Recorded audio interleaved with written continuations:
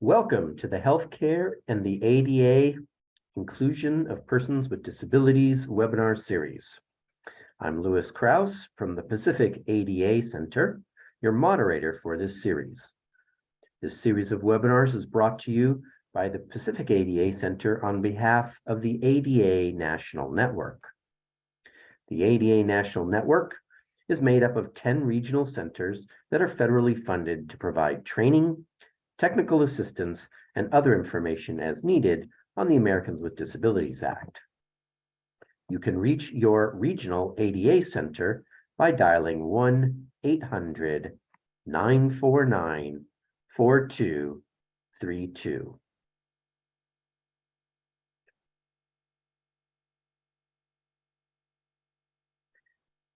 Real-time captioning is provided for this webinar. The caption screen can be accessed by choosing the CC icon in the meeting control toolbar shown on the screen. To toggle that meeting control toolbar permanently on, press your Alt key and you should find it. As always in our sessions, only the speakers will have audio. If you do not have sound capabilities on your computer or prefer to listen by phone, you can dial 1-669-900-9128 or 1-646-558-8656 and use that webinar ID shown on the screen of 837-2204-3591. And note that those numbers are in the webinar chat if you need them. I also want to remind you that this webinar is being recorded and will be able to be accessed on adapresentations.org in the archive section of the healthcare area next week. This webinar series is intended to share issues and promising practices in healthcare accessibility for people with disabilities. The series topics cover physical accessibility, effective communication, and reasonable modification of policy issues under the Americans with Disabilities Act of 1990, the ADA. Upcoming sessions are available at adapresentations.org under the Schedule tab, then follow to Healthcare. These monthly webinars occur on the fourth Thursday of the month at 2:30 Eastern, 1:30 Central, 12:30 Mountain, and 11:30 a.m. Pacific time. By being here, you are on the list to receive notices for future webinars in this series. And those notices go out 2 weeks before the next webinar and open the webinar to that registration. You can follow along on this with the slides on the webinar platform. If you are not using the webinar platform, or you can download a copy of today's PowerPoint presentations at the healthcare schedule page of adapresentations.org. At the conclusion of today's presentation, there will be an opportunity for everyone to ask questions, but you can submit your questions in the chat area within the platform, and we will address them at the end of the session. So feel free to submit them as they come to your mind during the session. To submit your questions, you just open the chat area text box and enter your question, or if you are using keystrokes, you can press Alt and the letter H together and enter your text in the chat area. If you are listening by phone and not logged into the webinar, you can write to us at adatech@adapacific.org. That's ADATECH at adapacific.org. And we will be able to get those questions to you as well. If you experience any technical difficulties during the webinar, you can send a private chat message to us by typing in the chat window. The same process again, or you can email us at adatech@adapacific.org, or you can call us at 510-285-5600.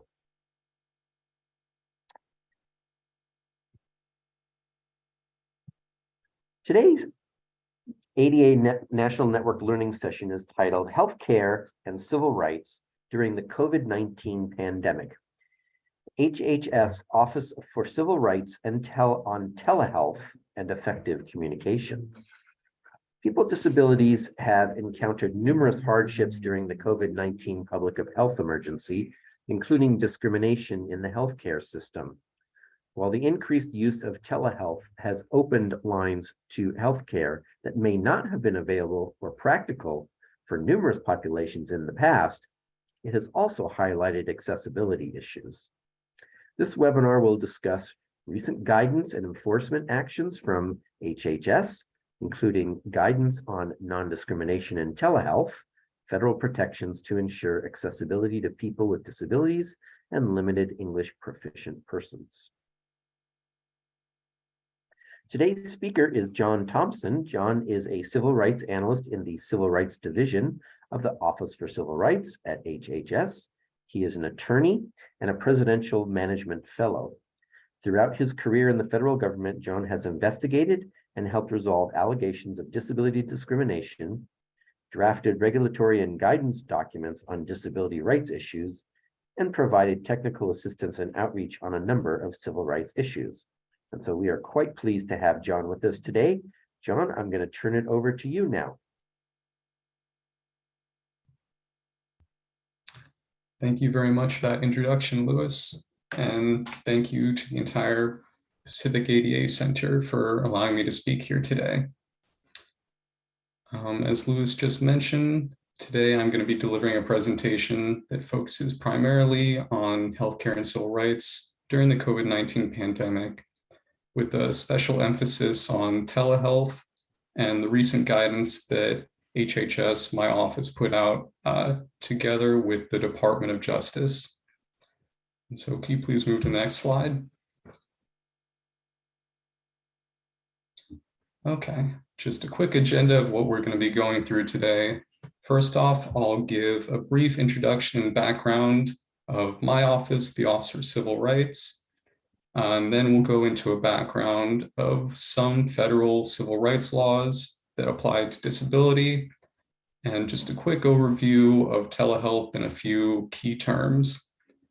After that, we'll discuss some specific issues in telehealth that have come up, especially during the COVID-19 pandemic.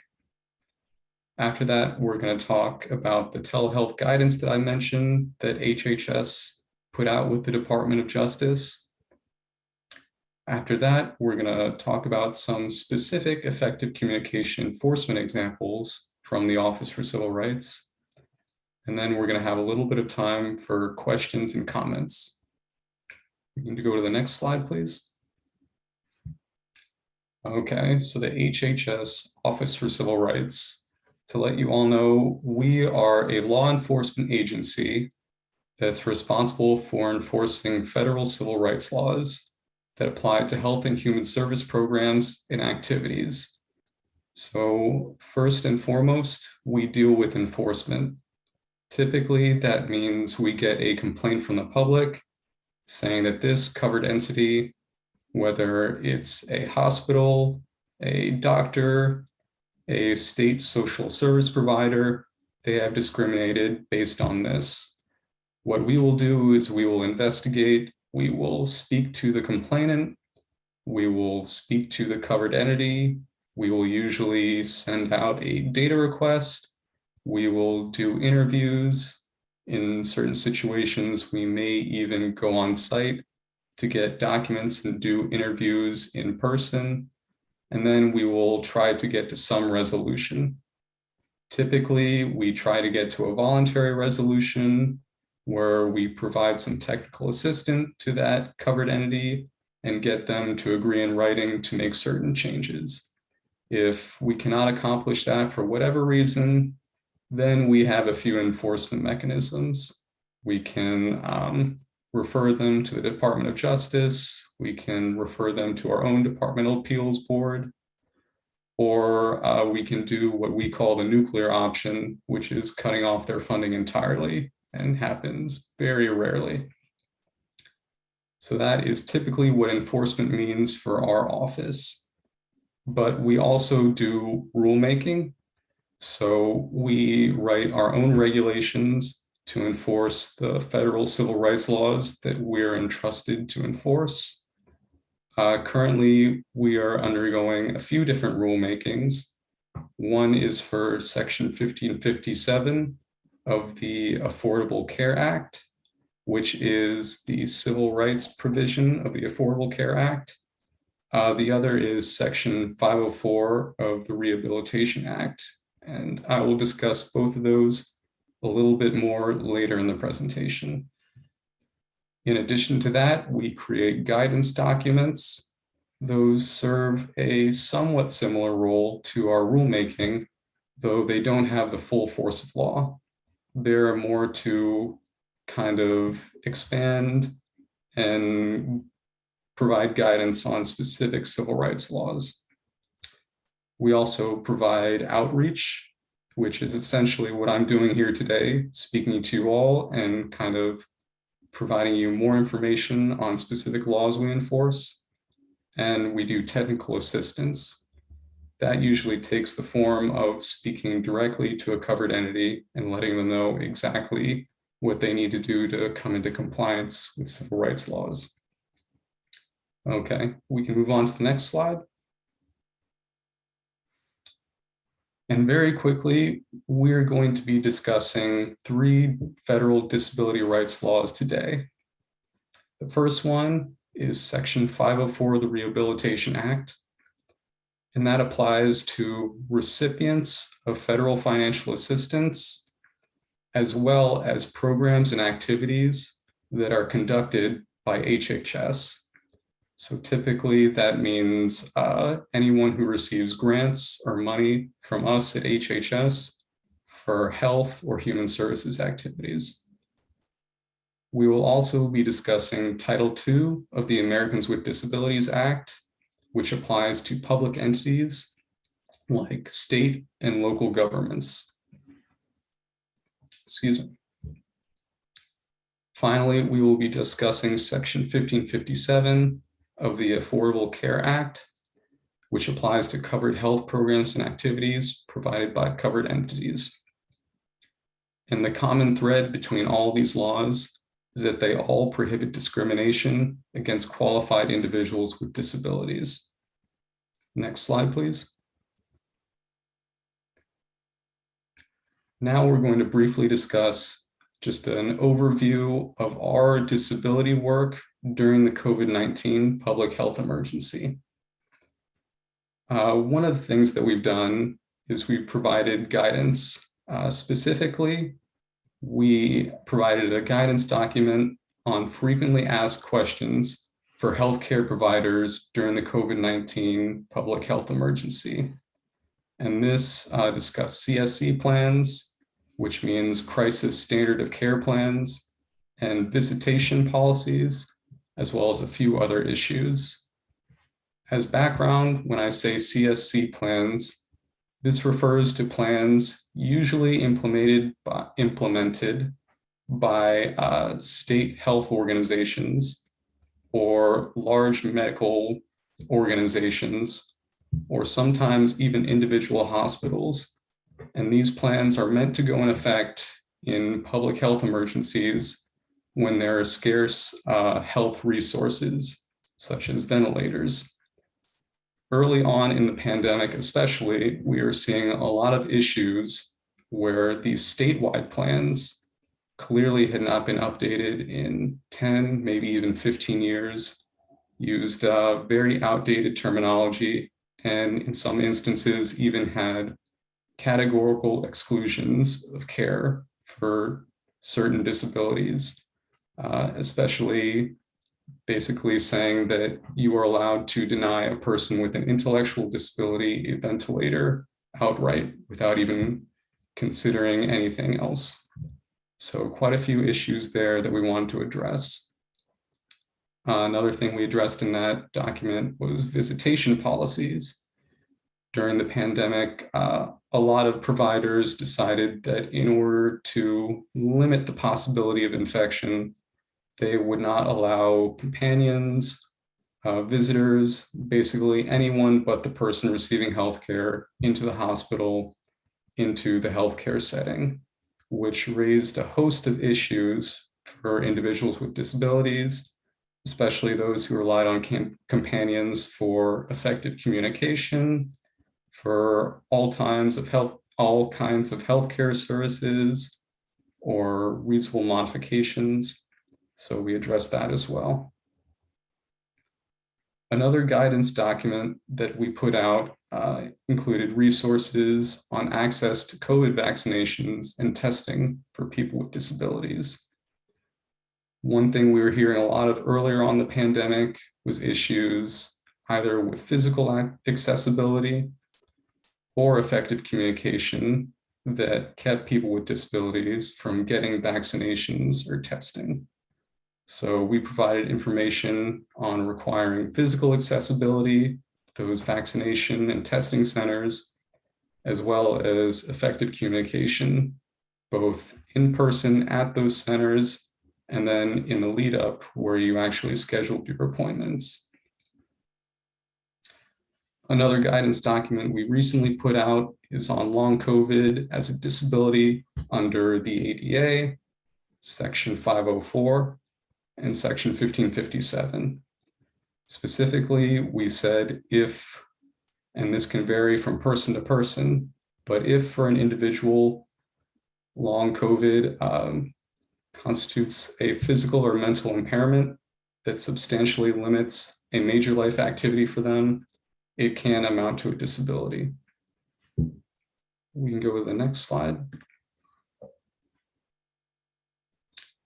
Okay, and the last guidance document I'm going to touch upon very briefly came from the portion of our office that works on health and information privacy issues. And that is guidance on how the HIPAA rules permit covered healthcare providers and health plans to use remote communication technologies for audio-only telehealth. So essentially that is how HIPAA applies for audio-only telehealth. And then in addition to all those guidance documents, we had quite a few COVID-related complaint resolutions and technical assistance. So that's when I'm referring to earlier in the pandemic when we reached out to individual states and told them, these are the issues with your CSC plans. These are the things we need to change. So typically our enforcement activities can take quite a bit of time. We decided earlier on in the pandemic, we did not have time to spare. So rather than initiating formal complaint investigations, we reached out directly to the head of state health agencies and were able to get pretty good results very quickly and provide them with technical assistance.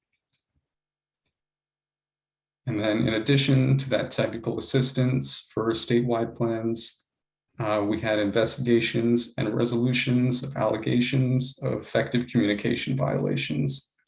And these effective communication violations, they dealt with COVID, they dealt with our normal work outside of COVID, a little bit of everything. So that's just a good reminder that in addition to the work we did with COVID over the last 2.5 years, our normal work continues, and we're unfortunately still seeing effective communication violations in a number of areas. Next slide, please. Okay, one important term that I want to describe and kind of get out of the way, because I'm going to be using it a lot, is information and communication technology. And I'm going to use the term ICT to describe it. So ICT, as it is defined by the revised Section 508 standards issued by the U.S. Access Board, is information technology and other equipment, systems, technologies, or processes for which the principal function is the creation, manipulation, storage, display, receipt, or transmission of electronic data and information, as well as any associated content. Now, I understand that's quite a bit to take in, so I'm going to give you a few examples, and then I will explain the way that I think about it. Examples include computers and their peripheral equipment, information kiosks and transaction machines, telecommunications equipment, customer premise equipment, multifunction office machines, software, applications, websites, videos, and electronic documents. So those are a few examples. And the way I think of it, I think of technology in general, and I divide it into two categories. I think first about things that you can touch. So that's where I think about computers, I think about smartphones, tablets, kiosks that you use to check into appointments, anything that you can hold. And then I think about things that you cannot hold. So that's websites, mobile applications, videos, electronic documents, and any kind of software. And very quickly, the reason that I discussed the Section 508 standards, so Section 508 refers to Section 508 of the Rehabilitation Act. Those are actually standards that only apply to ICT that is used by the federal government. So they apply to us in the federal government, but not necessarily to all the doctors, all the hospitals out there in the private sector. Okay, next slide, please. Okay, so now that we've discussed telehealth, I briefly want to talk, now that we have discussed ICT, I briefly want to talk about telehealth. One important thing I want to note is that while telehealth uses ICT, telehealth is not the same as ICT. Telehealth is a broad method of healthcare, so it is something entirely different. Telehealth predates the COVID-19 pandemic and is a method of delivering healthcare that does not require an in-person visit. Telehealth can take a number of forms, including communication between a patient and a healthcare provider, whether that's via video, phone, or other electronic means.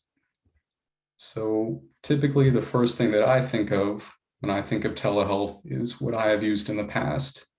And that's kind of a video platform that you access on your laptop or on a smartphone, and you can talk to your provider and you can see them and talk to them in real time. But it can also be just a phone conversation between a doctor and a patient, or it can be other electronic means such as text messages, or I know a lot of telehealth platforms give you the option to send messages to your provider and they can either answer in real time or they can answer later.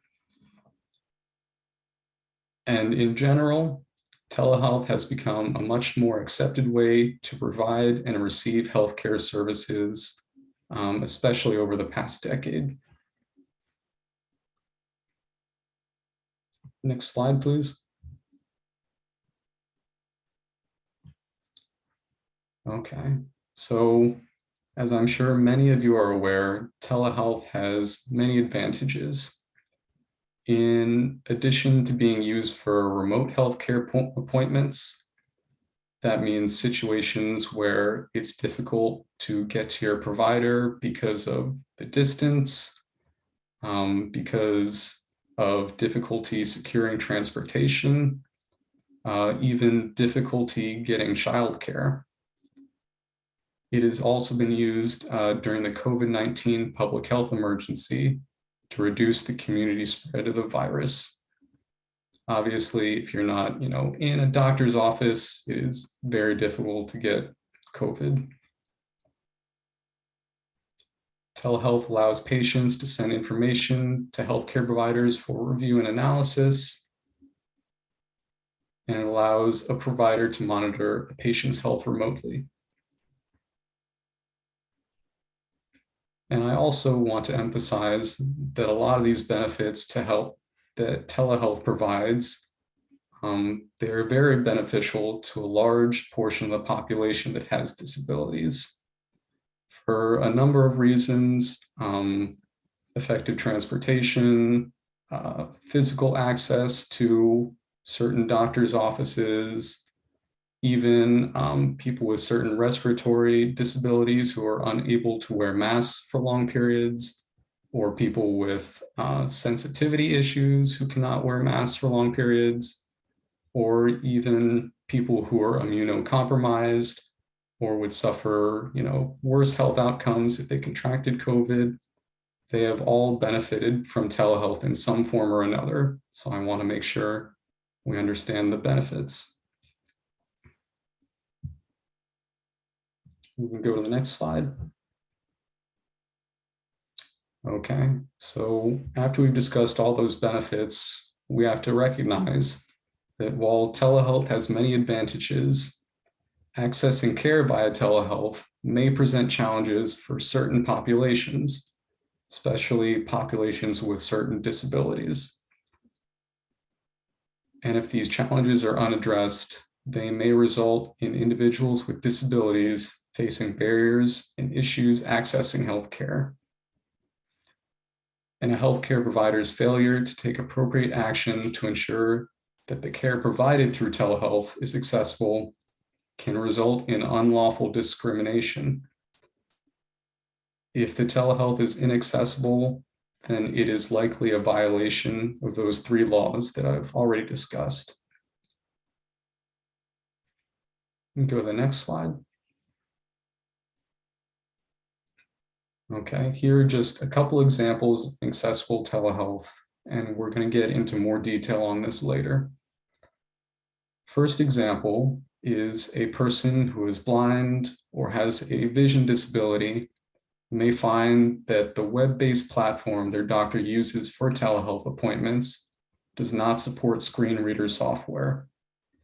A lot of people who are blind or have limited vision rely on screen readers to actually access the information that's typed. So obviously, if you cannot read that, you are not getting effective healthcare. Another example is a person who is deaf and communicates with a sign language interpreter may find that the video conferencing program their provider uses does not allow an interpreter to join the appointment from a separate location. Obviously, if the program only allows 2 people, it does not allow that third person in to interpret. That is a huge issue. Another thing that more people are recognizing too is that even if a third person is allowed in to interpret, then if you're not able to look at the 2 screens at the same time and see the provider and the interpreter at the same time, once again, that's not effective communication. We can go to the next slide.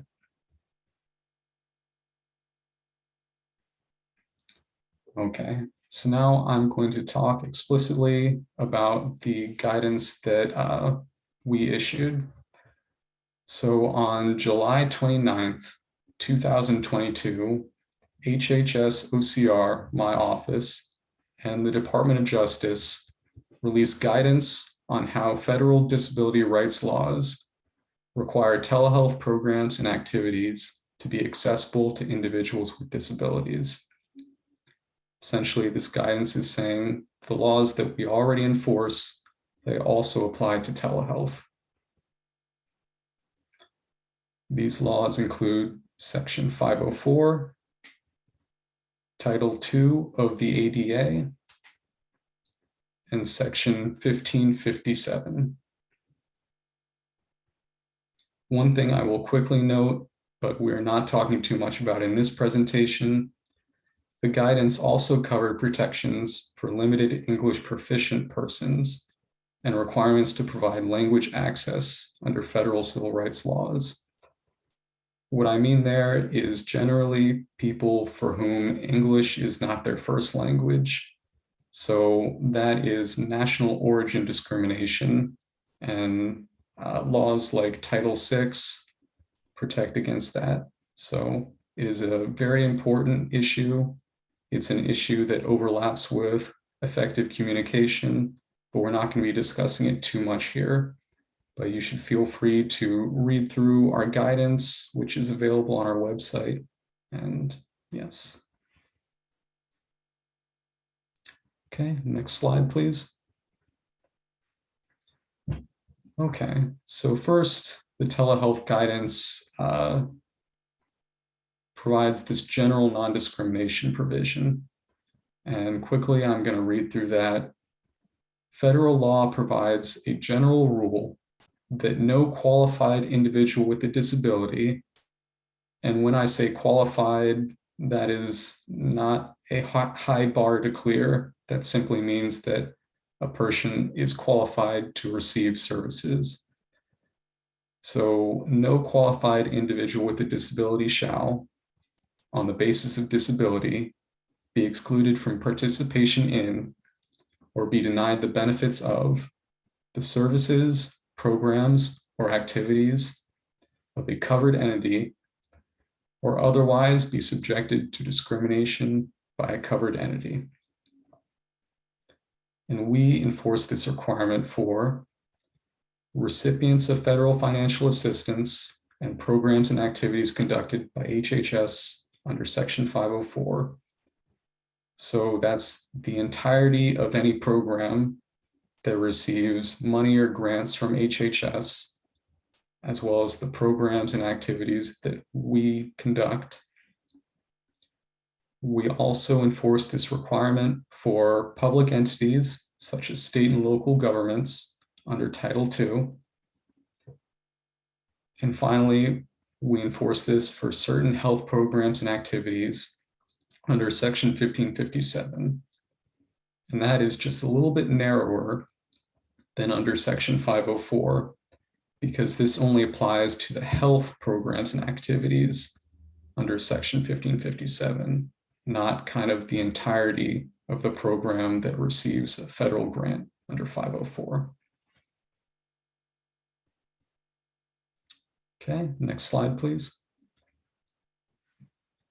Okay, so the telehealth guidance next gets into this very important concept of reasonable modifications. And reasonable modifications are kind of required in all portions of health and human services, but we're specifically applying it to telehealth here. Basically, this means healthcare providers must make reasonable changes to their policies, practices, or procedures, which may include providing additional support to patients when needed before, during, and after a virtual visit to avoid discrimination on the basis of disability. Reasonable modifications can sometimes be a difficult topic to discuss because, unlike some other topics in disability rights laws, there aren't necessarily specific examples that are listed within the laws. It can be very open-ended. Essentially, if a reasonable modification can be made to a policy, practice, or procedure, then that could be required to make sure that there's no discrimination. Reasonable modifications may take many different forms, including additional time to connect and become familiar with the telehealth platform, or allowing the addition of a support person to help meaningfully access an appointment. Now, I know this concept of additional time can be very difficult for providers. They have certain requirements that they need to meet. They often need to see a certain amount of patients within a day, but it's very important for them to understand that federal disability rights laws may require that they allow individuals with certain disabilities additional time so that they really can get the benefits of healthcare. One easier way to allow this, especially through telehealth, is by providing additional time before the actual appointment for the patient to get accustomed with the platform, to maybe try the link out and try all the different features that they will use during their actual telehealth appointment. And then another option, of course, is allowing the addition of a support person. That support person could help with effective communication. They could help just with letting the individual feel comfortable, whatever they really need to help that person get the most out of their healthcare. And we can go to the next slide, please.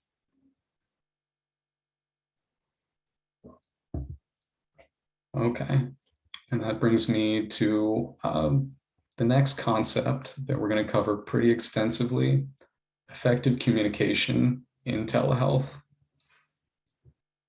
So across health and human services, providers must communicate effectively with people who have communication disabilities, including but not limited to certain disabilities affecting speech or motor function, when providing care in person or through telehealth.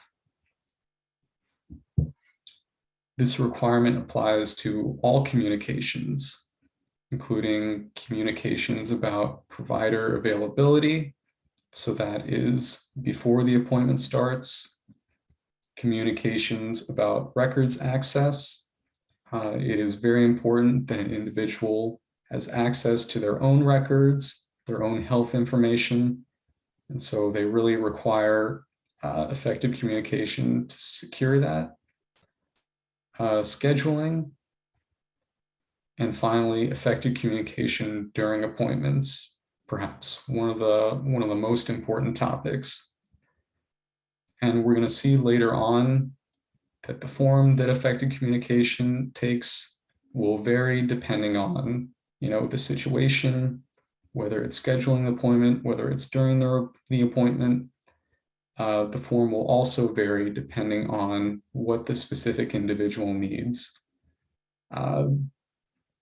There isn't necessarily a one-size-fits-all solution that will apply to every person, even people who have similar disabilities.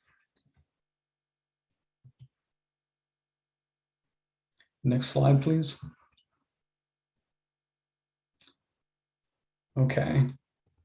Something very important: healthcare providers must provide communication aids and services when needed and at no cost to the patient. So we're going to talk about aids and services in a second, but first I want to emphasize when needed. That means that these aids and services have to be provided in a timely manner. That doesn't necessarily mean that as soon as a person tells their provider they need a specific aid and service, that they immediately need that granted, but it does mean that it has to be provided in a timely manner. It doesn't do anyone any good if they bring up the need for aids and services and they get it, the next day. It doesn't do any good if they get it after their appointment is over.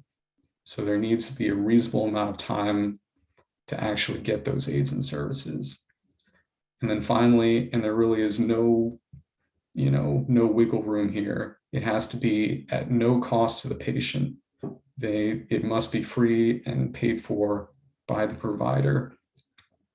That doesn't mean that the patient can't bring their own interpreter or bring their own aid if they're more comfortable with that, but it really does mean that there is no obligation for them to bring their own interpreter or to pay for their own interpreter or services. Additionally, because communication needs can differ depending on the individual and the situation, effective situation solutions will differ too, including which aids or services are effective. So communication needs can vary depending on the individual. Even if two different people can have hearing disabilities, but they may require different aids. One person may rely on a sign language interpreter. One person may rely on captioning services. It depends on the individual. Additionally, communication aids may differ depending on the situation. What's appropriate in one situation, for example, where a doctor is discussing complex medical terms or a person's care, and they really need to know every specific aspect of that, that's when something like an interpreter or some kind of aid or services that shows each and every single word is, necessary. On the other end of the spectrum, if it's something a little bit less complex, a little bit less important, like, for example, a person in the hospital is ordering their meal for the evening, maybe in that situation, it's okay to use a pen and paper to write down to try and communicate. But the takeaway here is communication needs may differ based on the situation, though first and foremost, you should ask the person what is going to be effective communication for you. What is the aid or service that you need? Next slide, please. Okay. Now we're going to get into a few specific examples of effective communication in telehealth for individuals who are deaf or hard of hearing. Now, as I mentioned in the past slide, even though these are examples for people who are deaf or hard of hearing, these examples will not apply to everyone who is deaf or hard of hearing. It is based on their individual needs. But for the first example, this would be a provider that uses telehealth may need to provide a qualified sign language interpreter to interpret applicable instructions and techniques, including using any necessary specialized vocabulary. So there we use the term qualified sign language interpreter, and we talk about specialized vocabulary, just so we know that even if an interpreter is, almost fluent in sign language, if they're not able to interpret specific medical terms, if they're not able to provide those terms and provide the patient with a full definition of everything that they need, it is not effective communication, and it's not good healthcare.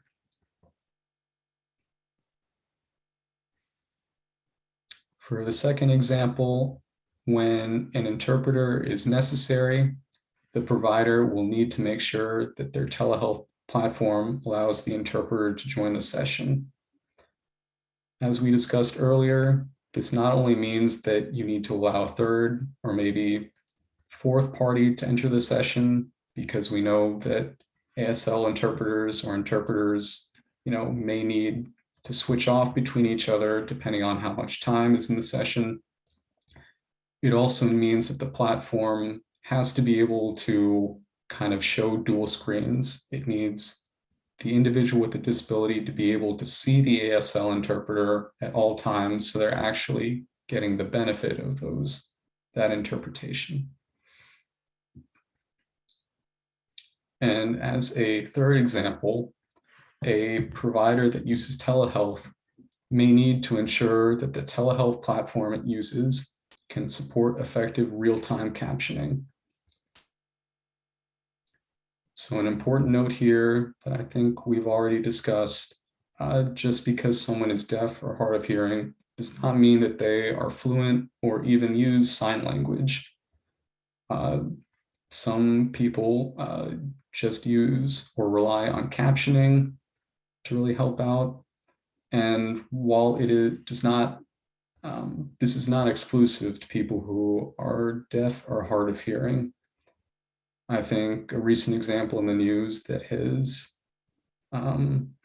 that I think most of us have seen, the Senate candidate in Pennsylvania, John Fetterman, after suffering a stroke, he relies on captioning to help him kind of essentially effectively communication.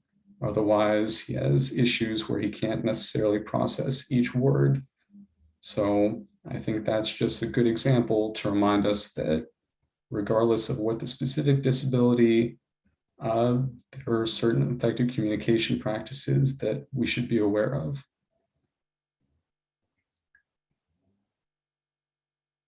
Next slide, please. Okay, so now we can do a few examples of effective communication for individuals who are blind or have vision disabilities. Number one, a recipient that uses a web-based platform to send written recommendations to their patients may need to make sure that the recommendations are screen reader compatible.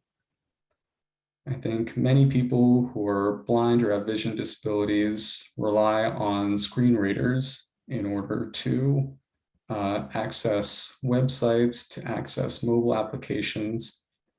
And if they cannot use their screen reader on a telehealth platform, they won't receive its benefits. The second example is a provider that uses videos to show patients how to do physical therapy exercises. You may need to make sure that the videos have audio descriptions. Without those audio descriptions, the actual physical therapy exercises, the moves are totally useless in certain situations. And then finally, a provider that uses remote consultations through a video platform may need to provide a consultation by phone for patients who request that option. While video platforms can be great and they can allow the provider to view the patient, in certain situations, they're simply not necessary. Next slide, please. Okay. And out of those three laws that I mentioned before, I wanted to briefly touch on Section 1557, because out of those three laws, Section 1557 is the only one that explicitly mentions information and communication technology. So Section 1557 requires that covered health programs and activities provided by covered entities through ICT, and that in this case includes telehealth, must be made accessible to individuals with disabilities, unless doing so would result in undue financial and administrative burdens or fundamental alteration to the health program. So while Section 1557 explicitly says that it applies to ICT and telehealth, I just want to make sure it's clear that Section 504 and Title II of the ADA, they also apply to ICT. And that is how they've been interpreted in cases. That's how we at OCR interpret them. It's just a matter of 1557 explicitly saying as much.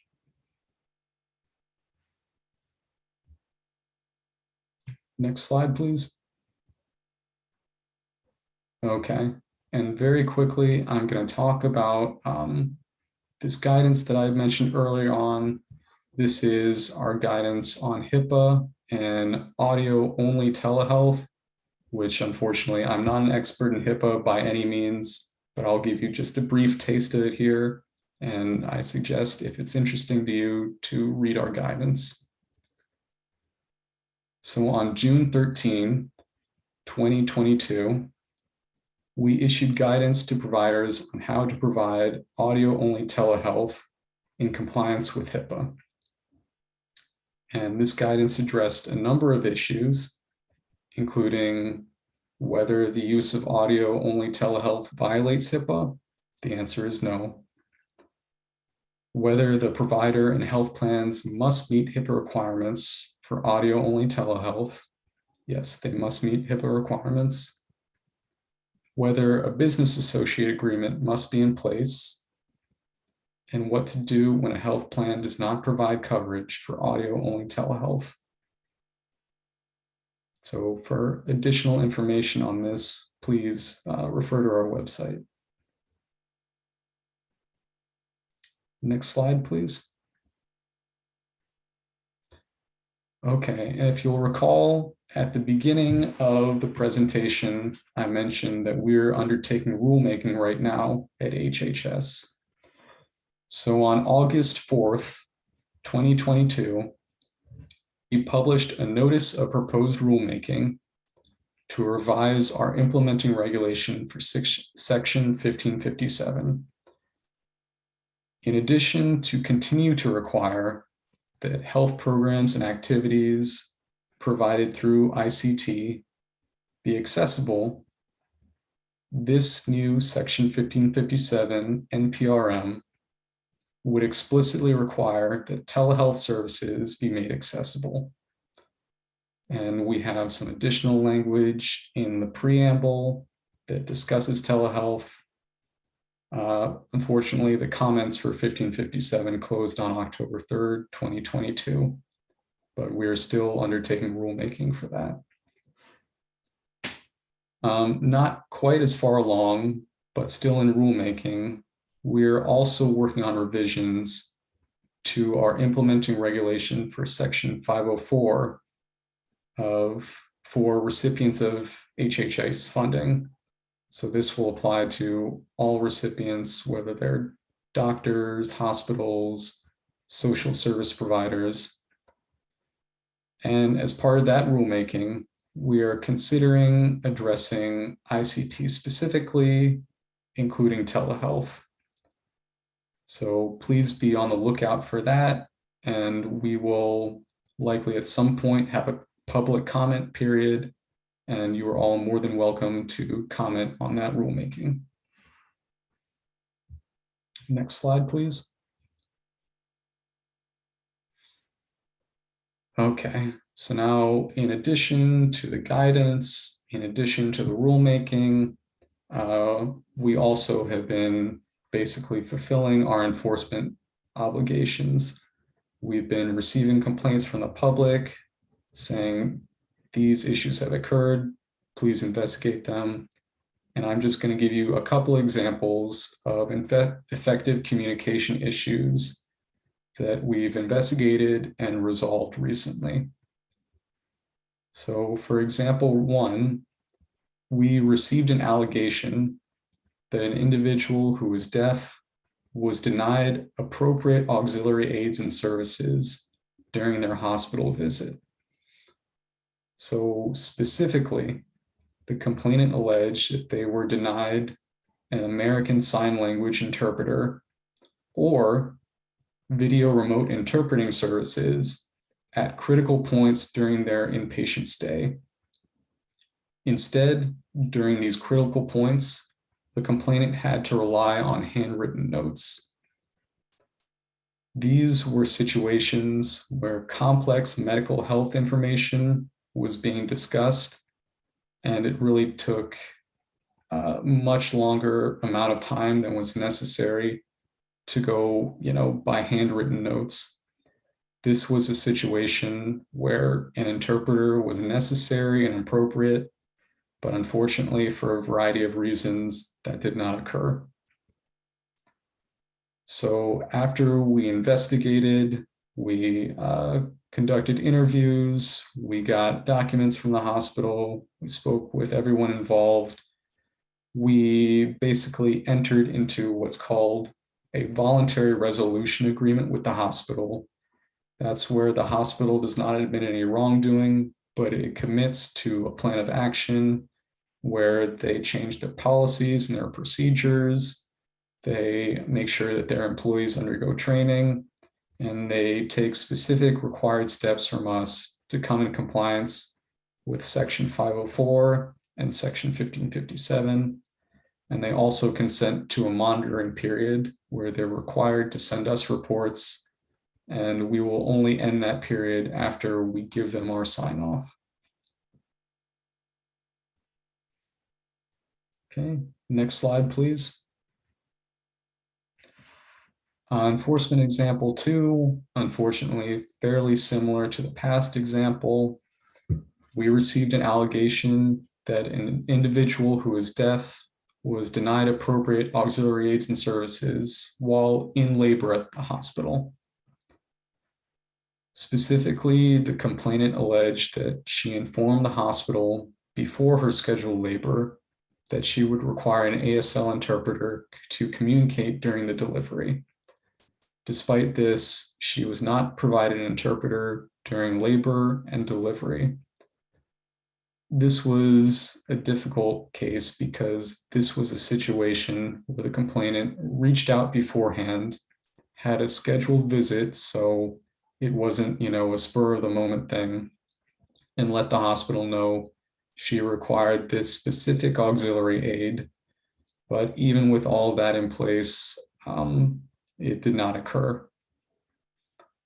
So similar to the last situation, we investigated, ultimately got a voluntary resolution agreement with much of the same steps, including a monitoring period. So that's just a little bit of taste of some of our enforcement actions. In addition to effective communication, there are a wide variety of disability issues that we investigate. Excuse me. In addition to our disability work, there are a wide variety of race, color, and national origin issues, including limited English proficient issues, sex issues, including gender identity and sexual orientation, and even age discrimination issues that we deal with. And one other thing I will note very quickly, in addition to all those civil rights that we enforce, we also enforce privacy laws, especially HIPAA, as well as conscience and religious freedom laws. Okay, next slide, please.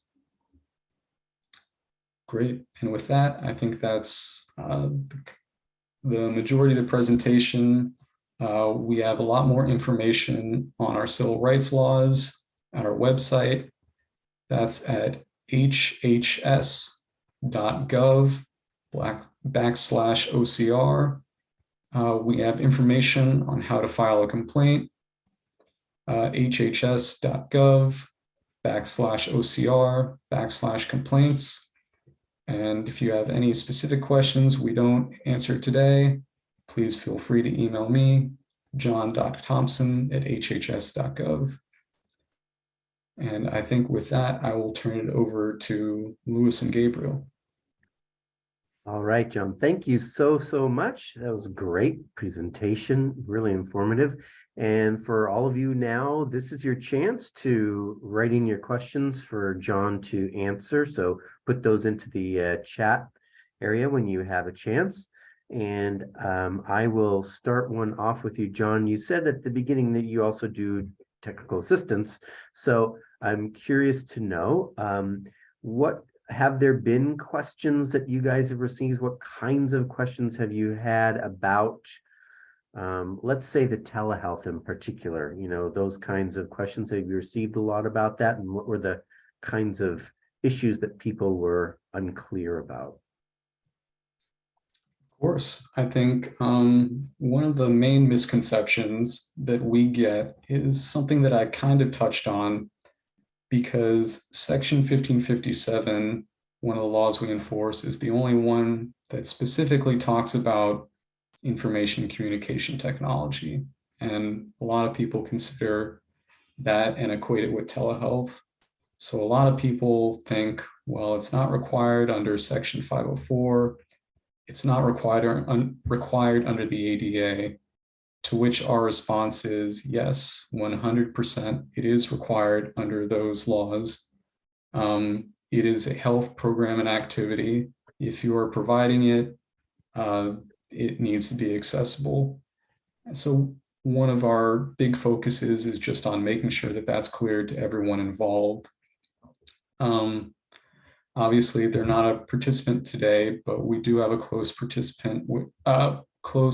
participation with Department of Justice, and they have done a lot of work in this area as well. Quite a few settlement agreements in terms of maybe not as much telehealth, but what I was discussing earlier about websites, about vaccine websites, about testing websites. And they have actually come to a few settlements agreements with those providers and require them to make sure that where they are providing a means to schedule an appointment through their website, they have to make sure that it's accessible. So lots of information from Department of Justice as well. Okay. Come on, audience, you're being very, very quiet today. You can write things in. So, all right, let me move along until more questions come in. I would imagine some of our audience are people with disabilities or disability organizations. Some are the entities that we're talking about that have this responsibility, healthcare entities. So, curious to know, who are the ones who most likely are calling you or contacting you for questions around these topics? Or are the healthcare agencies interested in understanding their responsibilities, I guess, is the basics of the question. Sure. I think I'll admit, while the majority of the contact we're getting, whether it's a formal letter, whether it's more of an informal reach out, or whether it's something we hear through the grapevine, it generally is disability advocacy organizations, disability rights organizations, and for good reason, because this is something that greatly affects them, it greatly affects their members. I think the providers on their ends, I think there's a desire to kind of get more information. Maybe they're not necessarily as proactive in reaching out to us, maybe for a few reasons, but I think the desire is there to make sure that they kind of are able to be accessible to the widest amount of people. I think for a number of reasons, not only because it's the right thing to do, but because it's beneficial to them. They increase their customer base. They make sure that they're giving out, good quality healthcare. They're not open to, providing inaccessible healthcare. I think, and I think maybe we see it a little bit more, the providers reaching out during the comments process for rulemaking, because that's more of a situation where we are explicitly asking questions and saying, please provide some additional information on this. But yeah, we are 100% always open to providing information to anyone who asks. All right. So Peggy Ellerton, I see your hand raised. I'd prefer to have you put it in the chat, but let's let you. Here we go. Here's a question. Well, Peggy, please put your question in the chat. Here's a question that just came in. Does HHS follow similar guidelines and specific steps for enforcement of Section 504 and 1557 that DOJ does with Title VI of the Civil Rights Act of 1964? Great, and thank you, Brian. It's a very good question. Let me first start off by saying everyone in the federal government, and I assume outside of the federal government, is very appreciative of the Title VI manual that DOJ put out to kind of show how to investigate civil rights complaints.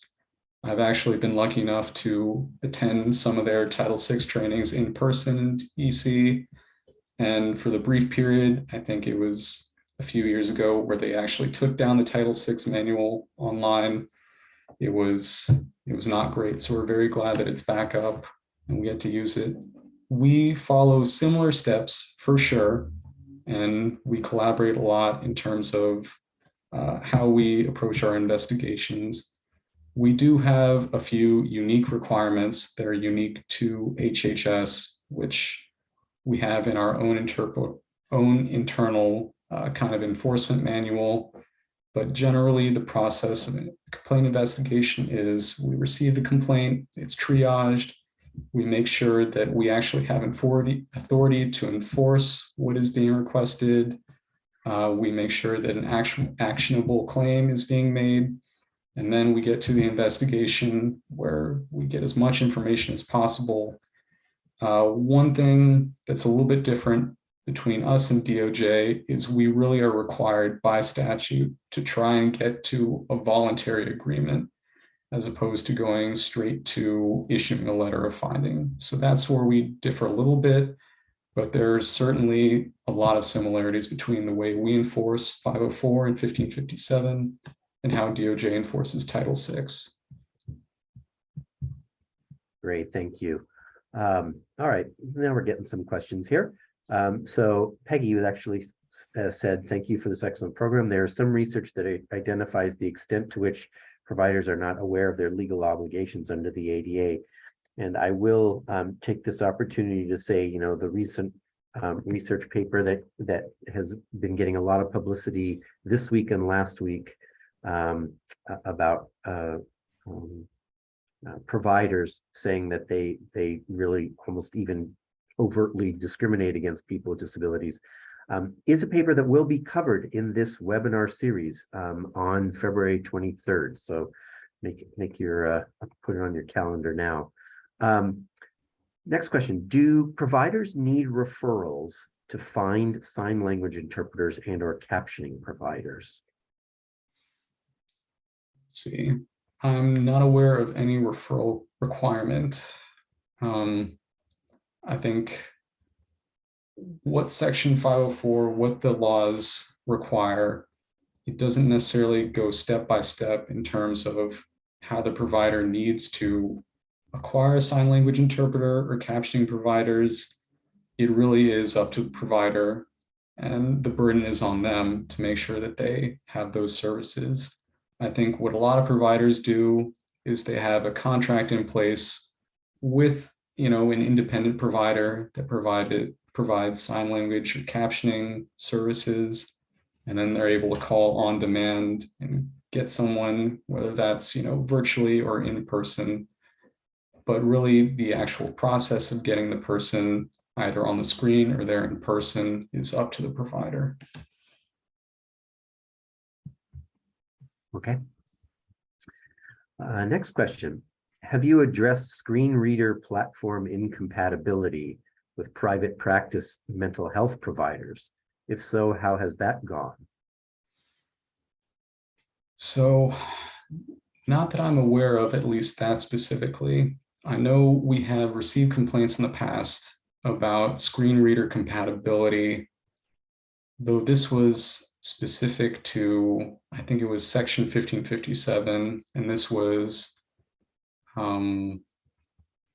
essentially healthcare insurance websites, and those were issues we were able to deal with on a case-by-case basis.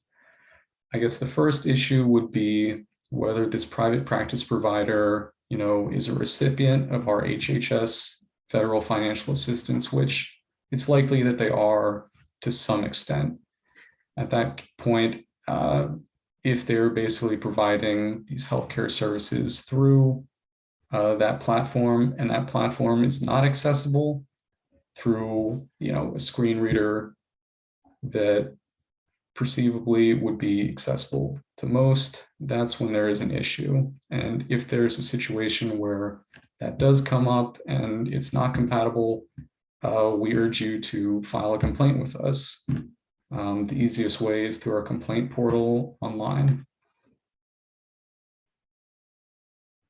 Okay. And I will also put in a little caveat that, you know, you can always call your ADA centers as well to find out the answers to some of these questions. And without having to file a complaint. I mean, you may need to file a complaint at some point, but prior to that, you may want to talk to any of us. So next question. Is there any effort to make your work available to medical providers through the AMA or other organizations? Mm-hmm. So the majority of the way that we try and the majority of the way that we interact with the public is going to be through our guidance documents, which we try to disseminate them as much as possible through, our email blasts on our website, and we try and get our partners within HHS to, push those on Twitter and whatever social media sites that I'm not a part of. But kind of in addition to that, one thing we try to do, we actually have a presentation that we give out to basically medical students or pre-med students, in certain cases, pre-dental students or nurse practitioner students, kind of explaining their healthcare obligations. The hope is basically before someone becomes a doctor and gets into these bad habits, they actually get it earlier on. And that, I think, has been pretty successful. We have a Title VI race, color, national origin presentation, and we have an effective communication presentation there. So that's something we use to try and get across our message. Yeah, and I would also add to that, Peggy, this was your question, that the ADA National Network is also making efforts to get out to providers, healthcare providers, through this venue, as well as others that we go actually to some of these conferences and can make these presentations to try to get across this information as well. Okay, next question. People with hearing loss who ask for captions or CART have been told by some that it's a HIPAA violation. What do we say to doctors who refuse to provide captions based on their understanding of HIPAA? Thank you. And I'll preface this by saying, in no way am I a HIPAA expert. I have a very, very limited understanding of it. But it doesn't seem to me that if you are specifically asking for captions or CART, that would be a HIPAA violation. And I think we actually do have guidance on the HHS OCR website. If you actually go to our website, just type in HHS OCR, and then you'll have a few tabs on top, one that says civil rights, one that says health and information privacy.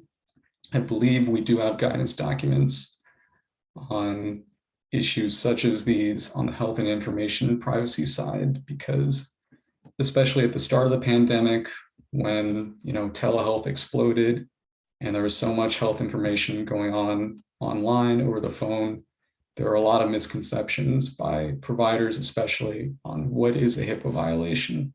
So our very, very intelligent, very capable HIPAA team was working overtime trying to address all these issues, and I will not do them a disservice by trying to pretend that I know the exact answer here. Great. Okay. All right. Thank you so much, John. I really appreciate it. I am not seeing any more questions, so I think we'll just head toward the end here. We realize that some of you may still have questions for John, and he did give you his information there. If you think of something after the meeting is done and you want to ask him the question, he said you are welcome to write to him. So there you have that. You can also contact your regional ADA center if the topic is an ADA question. You can get that to us at the 818-949-4232, and you will get any one of our centers around the country. We have 10 regional centers. Also, I want to remind you, you're going to receive an email with a link to an online session evaluation. Please complete the evaluation for today's program, as we really value your input and want to demonstrate the importance of this webinar series to our funder. We want to thank John again today for sharing his time and knowledge with us. It was a really great presentation. A reminder that today's session is recorded and it will be available for viewing next week at adapresentations.org in the archive section. This will be the last healthcare in the ADA session for 2022. We hope you'll join us back in 2023. Like I mentioned before, we have that session planned on February 23rd on the recent publication of the attitudes of physicians about persons with disabilities as patients. So watch your email for the announcement of the opening of registration for that. And also on a personal note, I want to say that this will be my last healthcare webinar as host. Thank you all for your support throughout the years. We really appreciate that. We hope we have brought you some information that supports your efforts to improve the implementation of the ADA. All right, and with that, thank you all for attending and have a good rest of your day. Thank you again, John. Bye-bye. Thank you so much, Louis.